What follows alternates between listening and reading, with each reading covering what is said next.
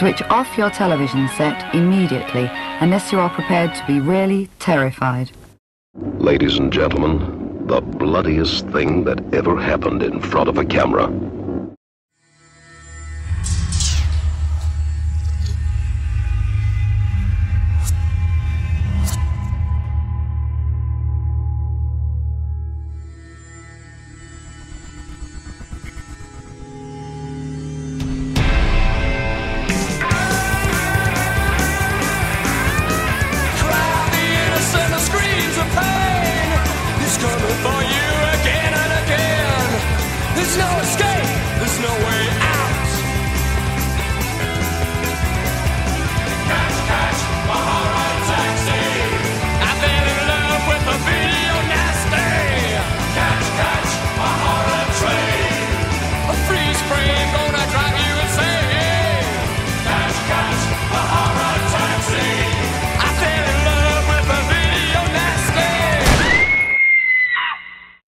Bonsoir ma gang de zombies, bienvenue à Video Nasties, la liste maudite, le show dédié aux films qui vont trop loin. Content de vous voir. À soir, on a un petit film des années 80 américain. On va avoir des messes noires, on va avoir de la décapitation, on va avoir des cochons de l'enfer, puis un ordinateur satanique. Ça va être écœurant. Tout de suite, on s'en va voir la bande-annonce. Everyone's known a boy like Stanley Coopersmith. Evil speak. He's the kid everyone used to pick on. Screwed up for the last time, Cooper Dick. Evil speak. You see, everyone thought Stanley was a joke. An outcast with no one to turn to. You guys broke my catapult. You're gonna pay for that. No one except man's most advanced machine. Stanley used the power of man to call on the powers of evil. I, Stanley Coopersmith, command you! Oh my God. And all hell broke loose.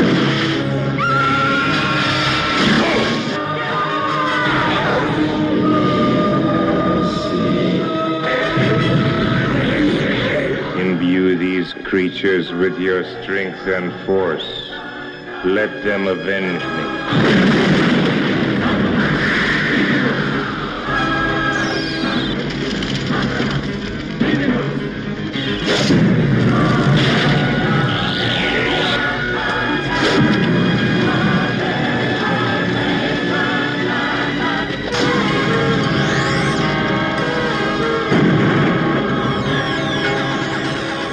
Speak. Remember that little kid you used to pick on? Well, he's a big boy now.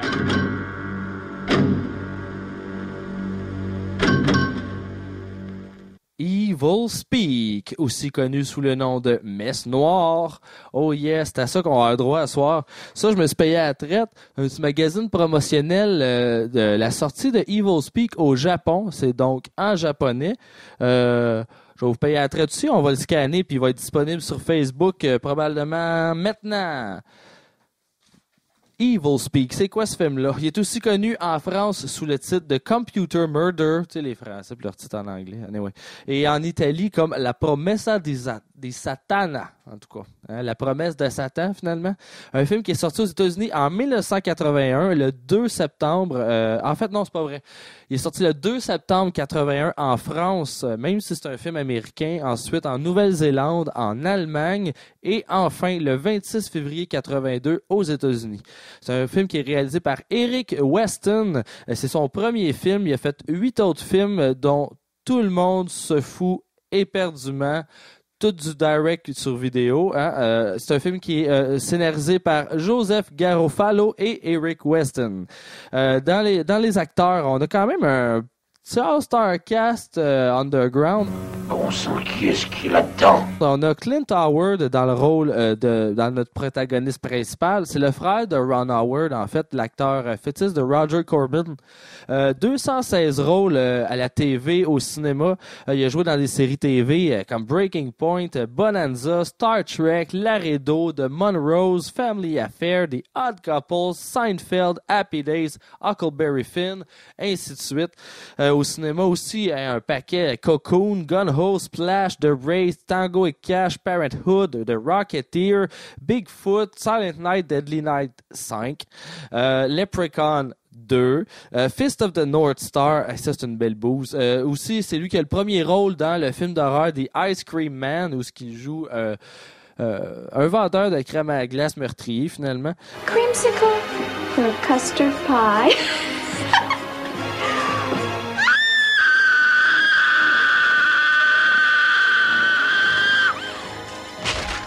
Il a joué dans Barbed Wire, Humanoids from the Deep, Santa with Muscle, qu'on a vu à Noël sur Doute TV avec Hulk Hogan dans le rôle du Père Noël. Tu sais, quelque chose de crédible. Là. On a aussi, il y a un petit rôle dans Austin Power, Conway, Dentist 2, La Famille Adams 3, Waterboys, Ed TV, et puis ça continue de même, hein, The Grinch, House of Dead. On pourrait continuer comme ça longtemps. Peu de grands rôles, mais beaucoup de petits dans des blockbusters. On a aussi R.G. Armstrong, décédé le 27 juillet 2012, hein, c'est tout récent. Il a joué dans Predator, Children of the Corn, My Name is Nobody, un film avec Terence Hill, Men of the Iron Mask, Payback, Warlock, Dick Tracy, des séries TV, dont Friday the 13th, la très mauvaise série Friday the 13th, Matlock et plusieurs autres. On a Joe Cortez, beaucoup de séries télé lui aussi, Tales from the Dark Side, Murder, She Wrote, des petits rôles. Au cinéma, on l'a vu dans Something is Out There, Windows, The Dead Enforcer et dans The Rat Pack et American History X. Mais encore là, c'est toujours des petits rôles. Claude Earl Jones, des apparitions dans les séries Seinfeld, Wonder Years avec Fred Savage, Dallas, The Outsiders, Baywatch, Max Headroom, qu'on adore, 21 Jump Street, The A-Team avec Mr. T, Dukes of Hazzard, Who's the Boss. Je pense qu'il les faisait toutes, mais toujours quelques épisodes, des petites apparitions. Au cinéma, on l'a vu dans Bride of Reanimator, la troisième de la trilogie Reanimator, Cherry 2000, No Man's Land, Hollywood Zap, dont tout le monde se fout. On a Don Stark aussi, lui aussi des séries TV, il y en a. NCSI, Law and Order, Supernatural, The Young and the Restless, Stargate, 70s Show, NYPD Blue, Spider-Man, Beverly Hills 90210, Chips. Ils ont tout fait. Au cinéma, on l'a vu dans John Carter, Star Trek, Santa with Muscle avec Hulk Hogan, Time Cop, Freaked, Arcade, un excellent douteux distribué par les meilleurs, hein, Vidéoville. Aussi Earth Minus Zero, un excellent douteux, encore une fois, jeunesse, avec le petit vieux qui jouait Miyagi dans Karate Kid. Harold et Mole, Cool and Luke, The Outlaw, il y en a. Puis là, je suis en train de me dire, je vais peut-être couper les acteurs, parce que c'est tous des acteurs qui ont joué dans des séries. Il y a Hamilton Camp, il y a lui aussi un paquet de séries. Sauf que lui, contrairement aux autres, il a fini à faire des voix pour beaucoup de jeux vidéo. Beaucoup de voix dans des films d'animation aussi. Il y a Jim Greenleaf qui a joué dans plusieurs séries, quelques séries B aussi. On a Lauren Lester qui a fait beaucoup de voix de jeux vidéo, des cartoons, dont Batman depuis 92, des séries comme Heroes aussi. Cathy McMullen qui a joué dans Dynasty, donc c'est sûrement la meilleure, mais elle a quand même joué dans Good Guys Wear Black aux côtés de Chuck Norris et dans le film policier Magnum P.I. Lenny Montana qu'on a vu dans The Godfathers, The Jerk avec Steve Martin, Battle Creek Brawl avec Jackie Chan, lui aussi dans Magnum P.Y., Below the Belt, Defiance, Pandemonium, un paquet de films. Puis ça va être assez. Hein? On a fait le tour, là. Mais ça donne une idée du genre d'acteur qu'on a là-dedans. C'est des petits rôles américains de téléséries, de films, en tout genre. On les a eus pour pas cher, d'après moi, mais il y a quand même, c'est quand même un bon film. C'est USA 80, hein, c'est une recette. Mais c'est quoi l'histoire du film de ce soir? Le synopsis. En 1540, j'ai bien dit, en 1540, un moine adorateur du diable, Esteban, est banni de son pays et promet que lui et ses disciples triompheront un jour du Nouveau Monde. Il veut dire qu'il va revenir pour se venger. Là. Tu n'as plus le droit de dire la messe. On saute ensuite dans une école militaire et on rencontre Stanley Cooper Smith, un orphelin maltraité par ses camarades de classe. Il découvre un sanctuaire caché dans la vieille chapelle où il se réfugie pour fuir les brimades.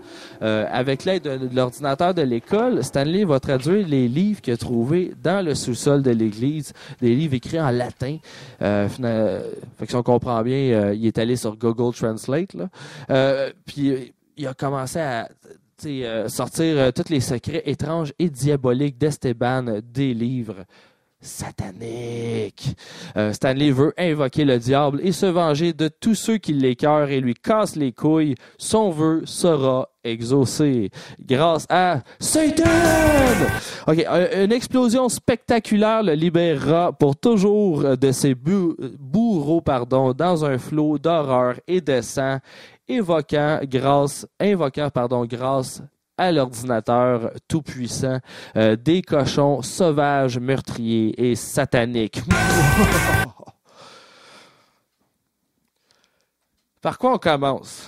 C'est un peu touché. Disons les choses comme elles le sont. C'est un rip-off de Carrie.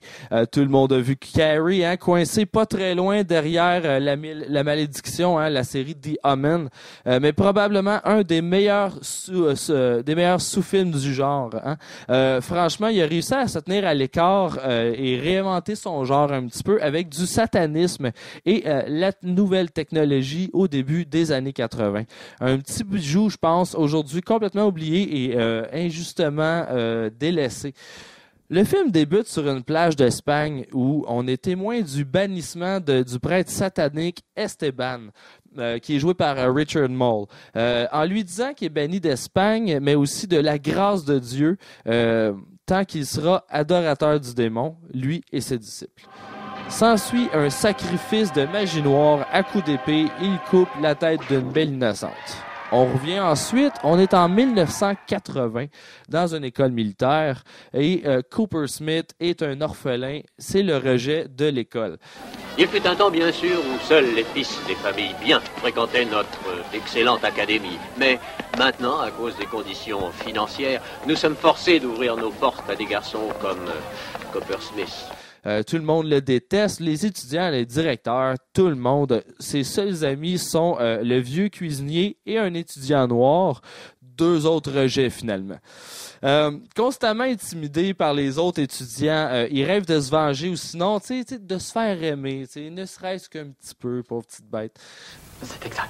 Il se fait punir à un moment donné, puis il se fait envoyer nettoyer le sous-sol de la vieille chapelle où il va trouver une ancienne pièce cachée ayant appartenu au prêtre Esteban en 1540.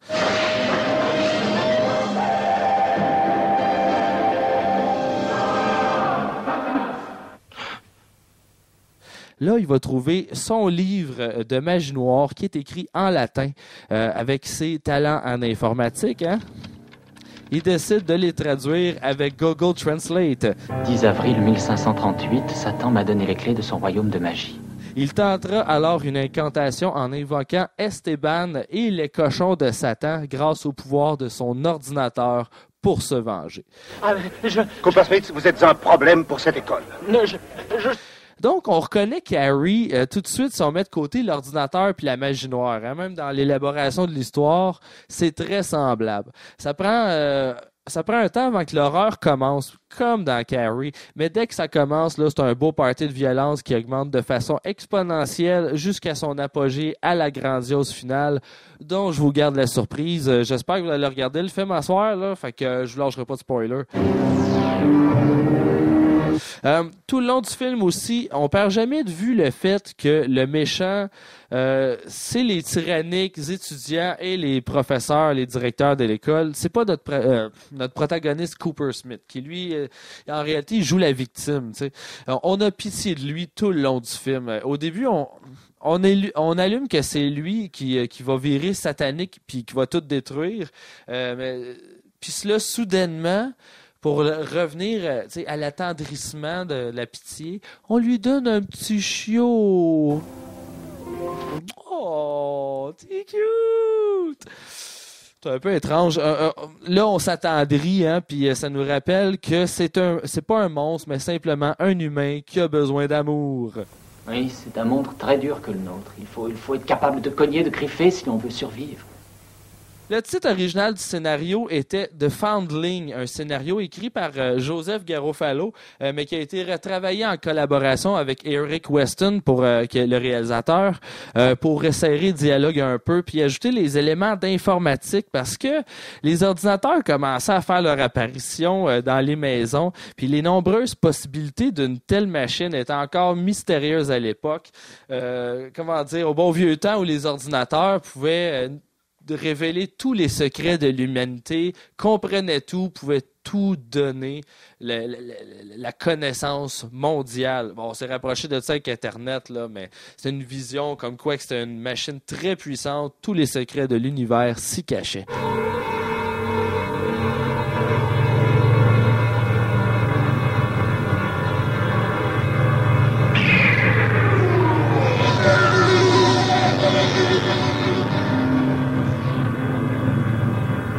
Les spectateurs de l'époque étaient capables de croire n'importe quoi par rapport au pouvoir de ce nouveau jouet, l'ordinateur. Il est certain qu'aujourd'hui, ce concept d'ordinateur a pris un méchant coup de vieux, mais ça affecte pas trop la qualité du film si on met ça de côté. C'est juste que ça vieillit pas très bien.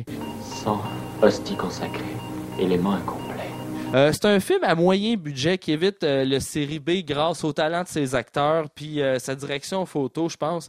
C'est le premier film du réalisateur Eric Weston quand même, mais ça paraît pas. Peut-être parce qu'il utilise justement la recette très américaine qu'on a vue 100 000 fois.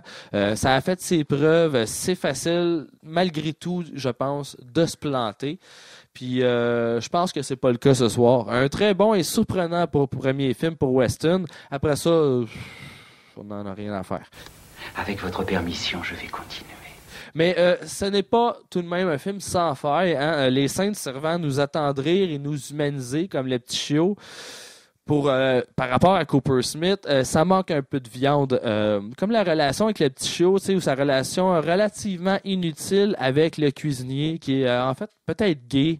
Peut-être pour ça qu'il tripe dessus, c'est dur à confirmer. Tu veux voir quelque chose? Allez, en position, mon garçon.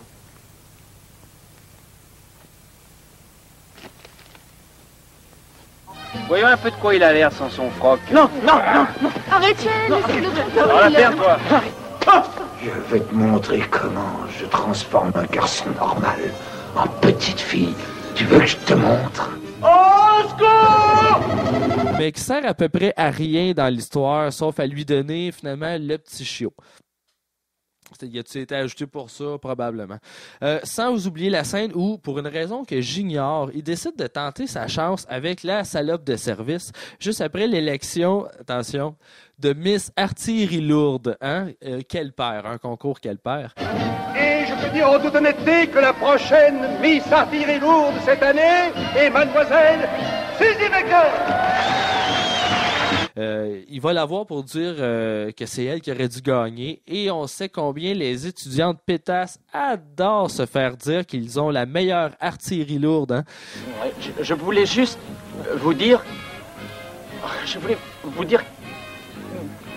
Non, c'est pas juste parce que vous êtes la plus belle. Et que là-bas, c'est vous qui auriez dû l'emporter. C'est toujours dans le but d'humaniser Cooper Smith, on comprend, mais c'est des scènes qui, au final, auront servi à absolument rien, puis ça marche pas.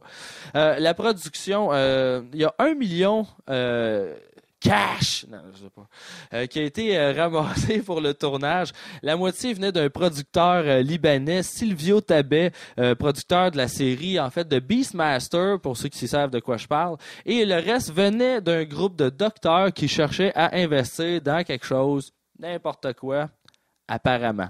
Le film a quand même généré 400 000 en profit pendant la première semaine, une belle somme pour l'époque, surtout qu'il était seulement projeté à Los Angeles et New York. Le film a été tourné en 3 semaines, surtout à Santa Barbara et dans une église condamnée du centre-sud de Los Angeles. Puis ça, c'est intéressant parce que quand le vieux pasteur qui travaillait dans cette petite église-là, avant la fermeture, a vu l'équipe de tournage remeubler l'église qui était abandonnée depuis une belle lurette. Puis il la rénovait partiellement parce qu'elle était c'était quelque partie qui menaçait de tomber, en fait. Il comprenait pas que c'était une équipe de tournage de cinéma. Fait que ça a l'air qu'il serait tombé à genoux devant l'église en priant Dieu et en le remerciant, tu sais. Mais là, personne de l'équipe a osé lui dire que ça allait finir tout feu, tout flamme. Fait que probablement que le pasteur a fait une maudite face d'air bête quand que le feu a pris dans l'église vers la fin. Je vous en dis pas plus.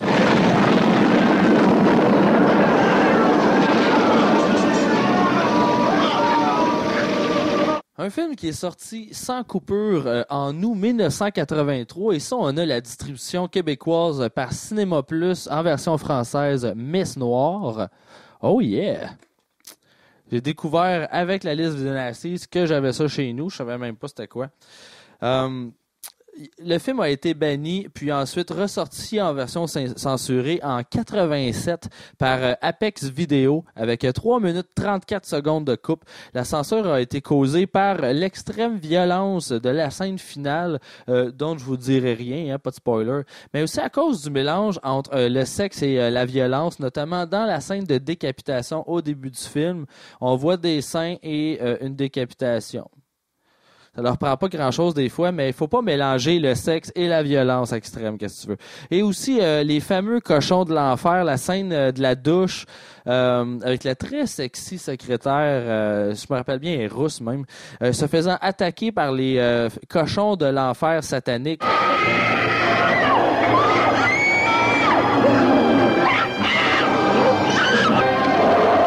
Sans oublier que la ligne est mince entre utiliser des animaux dans un film d'horreur et maltraiter des animaux. Parce qu'on sait que la violence faite aux animaux au cinéma est toujours bannie, de même que le mix de violence et de sexe. Ça aurait pu être toi. Il y a un DVD édition spéciale Uncut qui est sorti en 2004 avec une permission légale par la BBFC. Mais selon l'acteur Clint Howard, la première version du film, une version qui serait jamais sortie, contient encore plus de scènes gore, plus de nudité, plus d'effets spéciaux, notamment la scène de douche serait beaucoup plus longue. Et dans la scène finale, un des cadets avait le cœur expulsé hors de sa cage thoracique en explosant. Et ces scènes, pour l'instant, sont encore perdues. On n'a toujours pas remis la main sur ces scènes. Il y a des séquences du cœur qui explosent dans le fameux magazine japonais, à voir sur Facebook. Avant de débuter le film, nos fidèles petites anecdotes savoureuses, on les adore. C'est un film qui est recommandé grandement par l'Église de Satan de Anton LaVey, pour ceux qui le connaissent. Hail Satan! Hail Satan! Open wide the gates of hell. If you're going to be a sinner, be the best sinner on the block. You're going to do something that's naughty, do it. And realize that you're doing something naughty and enjoy it. Un sataniste célèbre, comme un visionnement essentiel pour tout futur sataniste. C'était un de ses films préférés qu'il considère comme très, très satanique.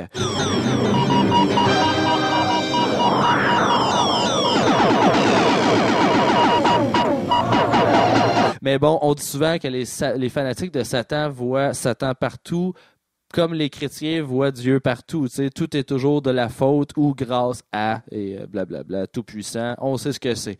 Le titre Evil Speak est en fait un dérivé du terme Computer Speak, un terme utilisé à l'époque par certains spécialistes informatiques pour parler du langage d'os. Oh, tout cela est passionnant. Après une journée de tournage, il paraît que Clint Howard, le comédien qui joue notre notre Charlie Brown, finalement, a raconté qu'il avait quitté le plateau sans changer ses vêtements de cadet militaire qui étaient complètement tachés de sang, arrêté à un feu de circulation dans son char. Il a remarqué une dame dans la voiture à côté qui le regardait d'un drôle d'air. Son réflexe, sans penser à ses vêtements, aurait été de sourire. La réponse de la voisine aurait été de barrer ses portes. Et pour l'amour du ciel, mon garçon, essayez d'avoir un air normal. Aussi, la prothèse de tête qui a été utilisée pour la scène finale était faite trop solide, ce qui fait que l'acteur Clint Howard avait beaucoup de misère à couper la tête avec son épée. Elle bougeait à peine. Fait que il a trouvé une grosse masse, puis il s'est pratiqué à la soigner, genre entre les séquences de tournage, puis quand ils sont arrivés pour tourner la scène, ben en comparaison avec la masse, l'épée soudainement était très légère. Et il a enfin pu bien décapiter notre je te dis pas qui. C'est assez réussi au final. Il y a quand même des petites erreurs, mais pas beaucoup. J'ai remarqué un petit truc. Les effets spéciaux sont assez réussis. Néanmoins, on voit très bien que les victimes sont toujours des mannequins. Ça dure un tiers de seconde, mais on le voit quand même tout le temps, le mannequin, là. Parfois, la couleur ou le format des corps va changer d'un plan à l'autre avant une scène gore, mais c'est quand même très subtil. La plus évidente est la victime du sacrifice d'Esteban dans la première séquence du film, au début, le sacrifice de Magie Noire. On passe d'un plan à l'autre, puis non seulement la grosseur des seins de la comédienne est pas la même, elle change, mais en plus, on voit clairement la coupe, là, c'est vraiment à chier. Mais le reste, aussitôt qu'il y a du sang là, dans le reste du film, ça devient bien intéressant. Néanmoins, peut-être qu'il y avait plus de sang dans la scène de coupe de tête d'Esteban au début parce que il y a tellement eu de censure, peut-être qu'elle était brusquante, puis ils ont décidé de la couper. Hein. Il y avait des seins puis du sang dans le même plan. Là. Non! Anyway. Et aussi, dans la première scène de douche, on peut voir qu'un des acteurs porte son jackstrap dans la douche des étudiants de l'école. Il porte son jackstrap, probablement que c'est un jeune acteur qui débutait, puis il voulait pas montrer ses attributs tout de suite. Hein. Bravo, tout un acteur. Je suis sûr qu'il a fait plein de rôles après. Mais si vous voulez en jaser, vous pouvez venir me voir sur la page Facebook de Video Nasties. C'est simple. Video Nasties, la liste maudite. Toutes les photos vont être là, les bandes annonces. Vous pouvez me shooter des petites anecdotes de votre bar. C'est sûr que je sais pas toutes, là. Hein? Ou sinon, vous pouvez m'écrire par courriel si vous avez des questions, demande spéciales à predge@douteux.org. Je vous souhaite un bon film, une excellente messe noire et un très bon sacrifice. Bonne soirée. Que vous vous jetez sur la voie du péché, avec extase et frénésie, tel des porcs, vous êtes dominé par Satan. Si tu me l'avais dit plus tôt, j'aurais pu te donner un peu plus de purée. Qu'est-ce que je vous disais, mon colonel?